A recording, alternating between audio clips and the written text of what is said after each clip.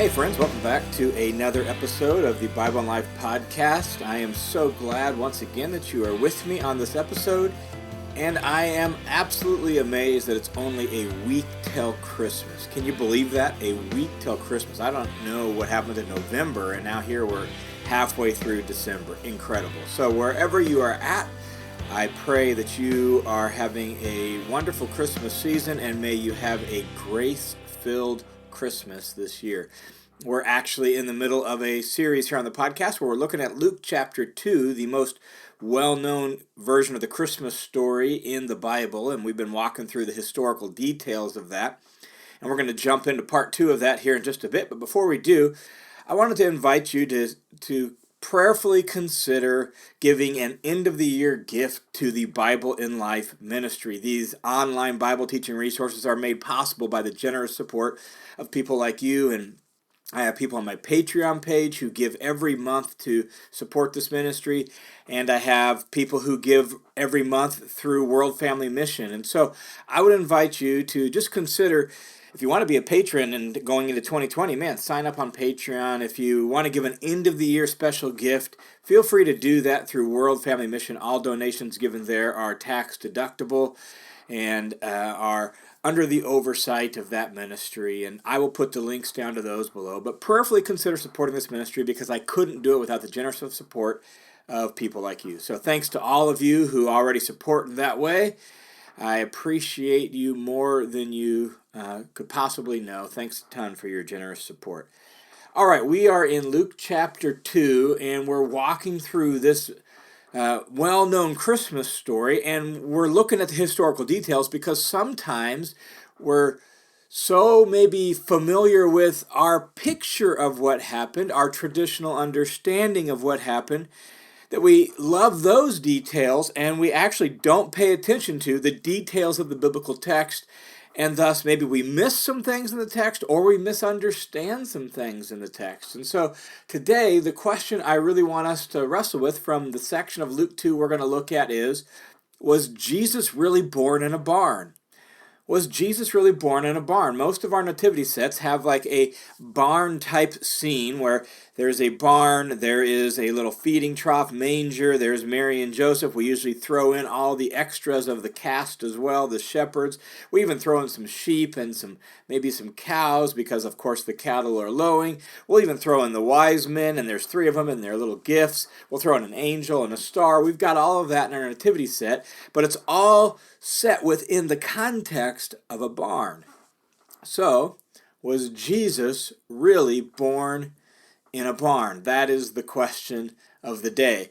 In our first episode on this Christmas series, we looked at just the first couple verses and really the historical background, the historical story that this is set against. Who's Caesar Augustus? What is this census? Who's Quirinius? And what's going on? We did that.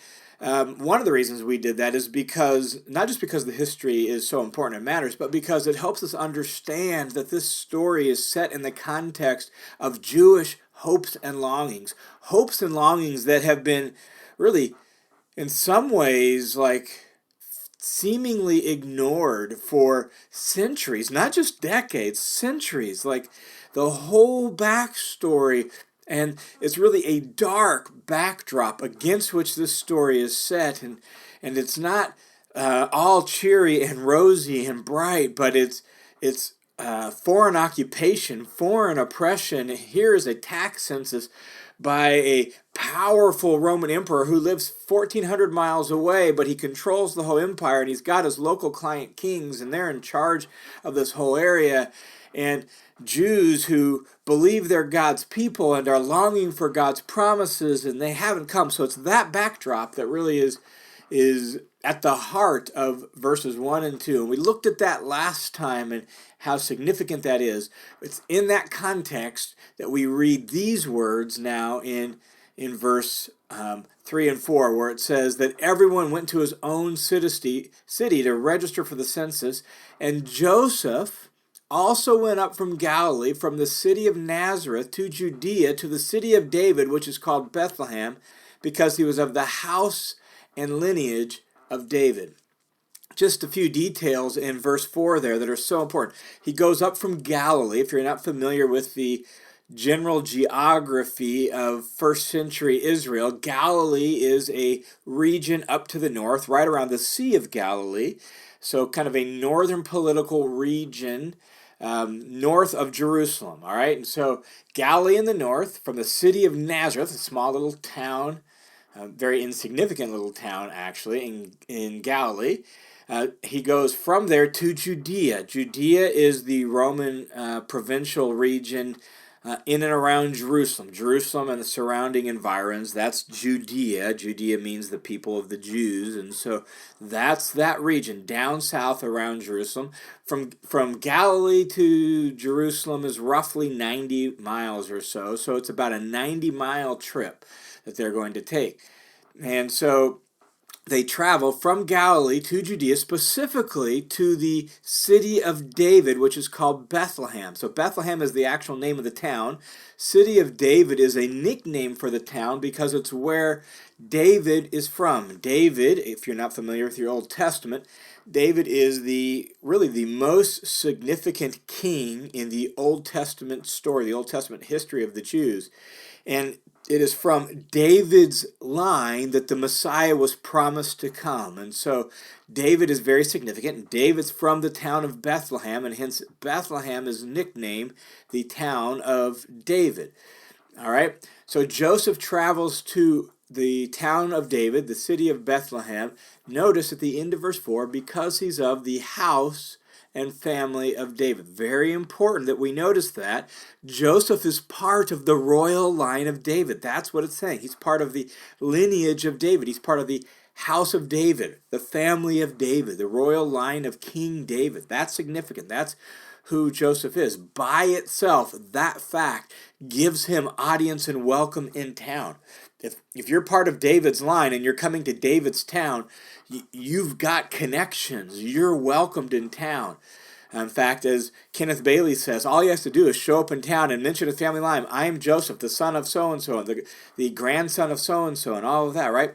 And immediately he would be welcomed into the town with open arms, with great excitement. And so by itself, that fact gives him welcome in town.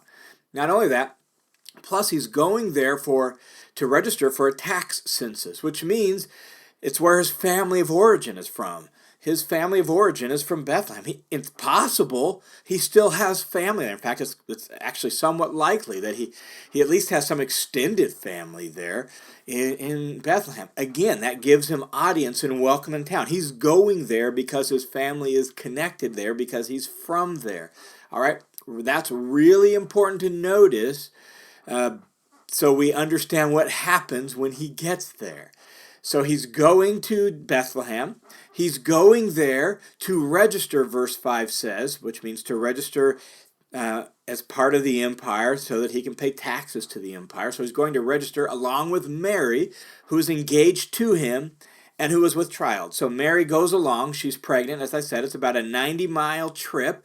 And Mary had taken this trip just a couple months ago to go visit her relative who's pregnant with John the Baptist, and she had visited her for a while, and she has family also in the area. Again, that's really important. Now, a couple things that aren't explicitly in the text, but are filled in by the assumptions of the culture, all right? So the Western cultural assumption, in other words, my cultural assumption as a Western American, right, like someone in the cultural West, the Western assumption is Mary and Joseph take this trip by themselves. That's how we would do it. If we're having to make a trip, we would hop in the car, us, and we would just drive to where we're going. And so our assumption is they take this trip by themselves. The Middle Eastern cultural assumption is that they were with a group of people heading this way. They didn't take this trip by themselves. That's just not the way you would do it. You would go with a group who was going down to Jerusalem or going this direction, either to register for the census or for some other reason to take this trip. And so they're part of a whole group. And more than likely, that's the way it worked. You actually see this playing out at the end of chapter 2 when Jesus is 12 years old and Mary and Joseph go to Jerusalem for the Passover. The trip there, it's never said they're with a group. The trip home, when Jesus stays behind, It's stated that they're with family and friends. There's a whole entourage making the trip. They assume Jesus is with somewhere in the group, and when he doesn't show up at nighttime after the first day of the trip, they're like, well, where in the world did he go? So they get up the next morning and they go find him in Jerusalem. That's the assumption, that there's a whole group of people making this trip. And so Mary and Joseph make this trip to Bethlehem, probably part of a fairly large group of people that is traveling this direction, all right? So, summary so far of what we've got. They are making a trip to the area that their family is from, and that's important for what happens when they get there. In our traditional understanding, they arrive in Bethlehem at night, right? Like that's the way we picture it. That's the way it is in every little kid's Christmas play ever told in American churches, right? They arrive at night, and when they arrive, Mary goes into labor. As soon as they arrive, they're banging on, the inn door. There's a grumpy, grouchy old innkeeper who slams the door in their face. They're kicked to the curb, and they have to give birth to Jesus all alone, just the two of them, in a barn. Just notice, none of that is in the text. None of that is in the text, all right? They travel this direction in a group, and there's nothing about night. I'm guessing we get night because of the wisemen and the star, but that happens later. That's not even mentioned in Luke's version. That's only in Matthew's version, and that actually happens probably months later, not right away. And so there's nothing about night. Notice verse 6. They make this trip. They arrive in Bethlehem. They get settled in. To Bethlehem. Verse 6 says, while they were there, the days were completed for her to give birth. Not the moment they arrived. While they were there. In other words, they were settled into Bethlehem. They had been staying there for a period of time. We don't know how long. And the days were completed for her to give birth. Her water breaks and she goes into labor at some point after having been in Bethlehem for a while. And that means that they're there, they're settled in, she goes into labor. The town midwife is likely called. The women who had experience with these sorts of things, they come to where they're staying and they gather around them. And the days are completed for her to give birth, and she gave birth to her firstborn son.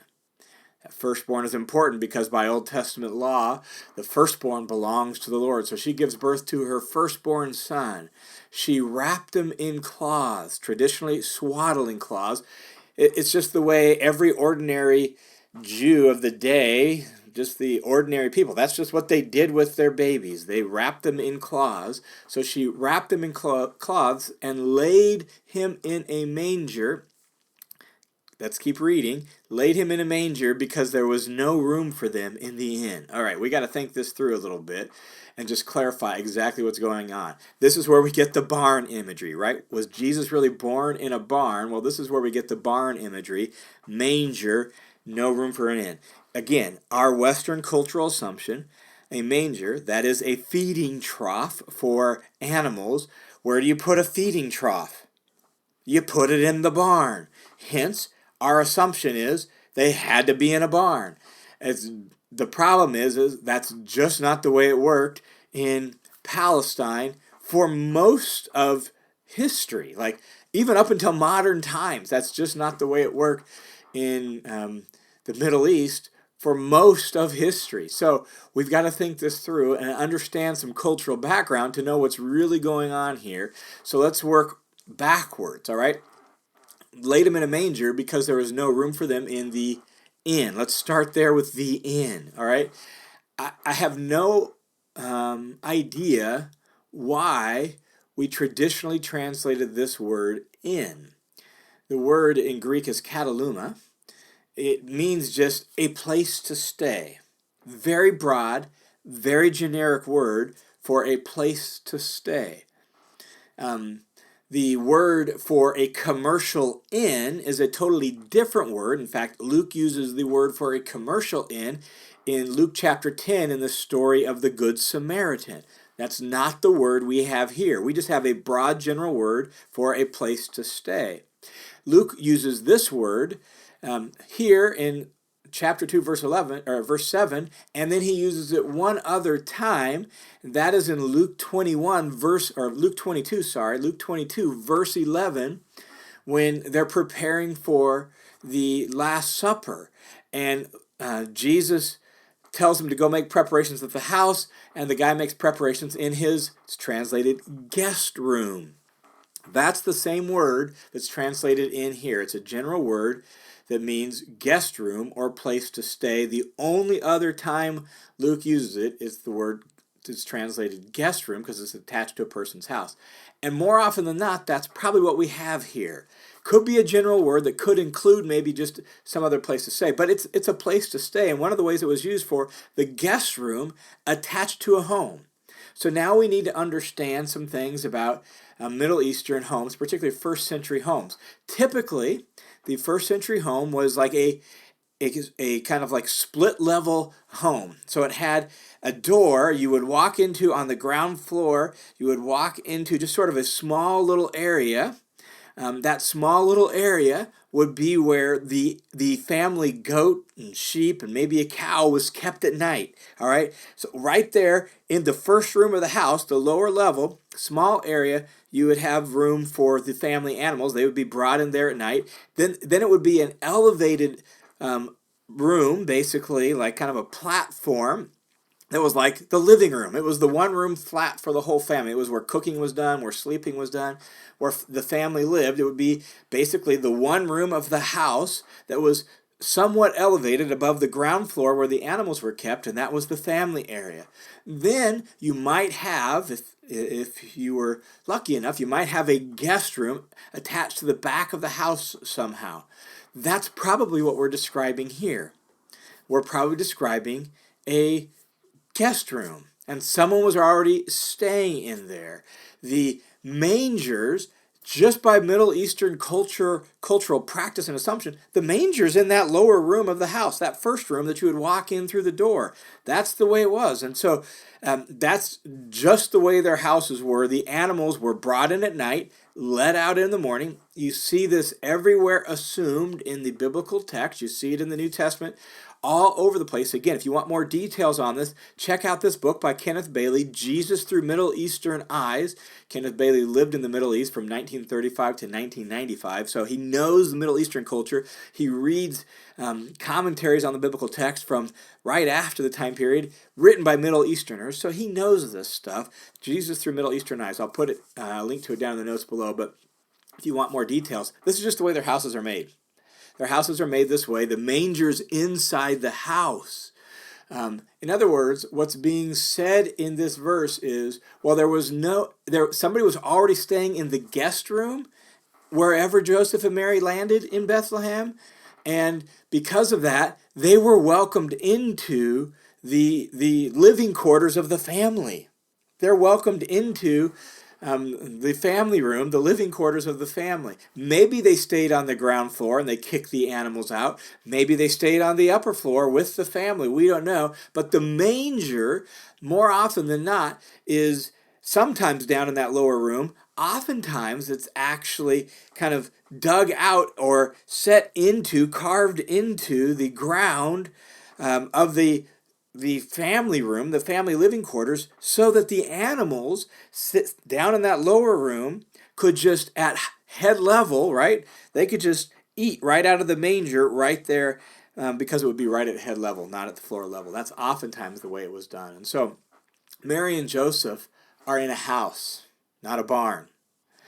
They're possibly in the living quarters of the house, the upper level, or they're in the lower level where the animals often stayed in the house at night, and maybe those animals have been kicked out because it's crowded now. We got people in the guest room, we got the family in the house, so it's crowded in there. Maybe we've kicked the animals out. All right, that's what we're picturing is a home. And that's incredibly significant for our understanding of what's going on. Don't picture a cave, don't picture a barn, picture a home. Picture Mary going into labor and the town midwife being called and the women of the town who have experience with these sorts of things coming to help. All the men being, leaving the home and being out in the courtyard of the family home, out there waiting through the whole experience. Joseph out there waiting with the other men while they're waiting for Jesus to give birth. And little baby Jesus is born in the context of family and friends, in the confines, the warmth of a Jewish first century home, being laid in some hay in a manger in that home with Mary and Joseph because the guest room is full. In other words, Jesus was born the ordinary way. This is the way virtually every ordinary child was born in the first century. Among family and friends, with the town midwife there helping out. This was an ordinary birth. What the point is, or at least one of the points is that the Messiah coming into the world came into the world the ordinary way. God is on the move. God is at work. God is bringing his king, his Messiah into the world, but it's happening the ordinary way. This Messiah is a commoner as well as a king. He is a peasant king, if you will. In fact, the author of Hebrews says this to describe Jesus. The author of Hebrews says he became like us, catch this, in every way. In fact, the author of Hebrews says in another place that he can sympathize with us. Right? Like God didn't bypass the ordinary when he sent his son into the world. He entered the ordinary. It's not as if Jesus was kicked to the curb and they're all alone in a barn or in a cave. They're in a Jewish home, welcomed in a Jewish town because they're of the line and the family and the house of David. This is a king, part of the royal line, and he's a commoner at the same time. And so as you go about your Christmas reflections and meditations this year, may you recognize that God sent his son into the world the ordinary way. And he didn't bypass the ordinary. He didn't bypass even just normal growing up years. That Jesus, the king, comes into the world as a commoner and a king. And that, my friends, is good news, because that means he enters into our ordinary world just as well. And he knows what it's like to be part of the ordinary world. He was born into the ordinary world. He grew up in an ordinary world. He understands the ordinary world. He gets it. He gets it. All right, there you go. That's some important details for actually understanding what's going on in the traditional Christmas story. Next week, we will pick up with the culmination of the story about shepherds and sheep, and what is that all about? And we'll bring this story full circle as we hear what God has to say about this one who was born in a very average, ordinary sort of way. Hey, I hope you have a wonderful Christmas week leading up to Christmas Day next week, and may you revel in the glory and the wonder of the best news of all, that the infinite almighty God became one of us and lived among us to bring us back to himself. God bless you guys. I hope you have a wonderful week. We'll talk again soon.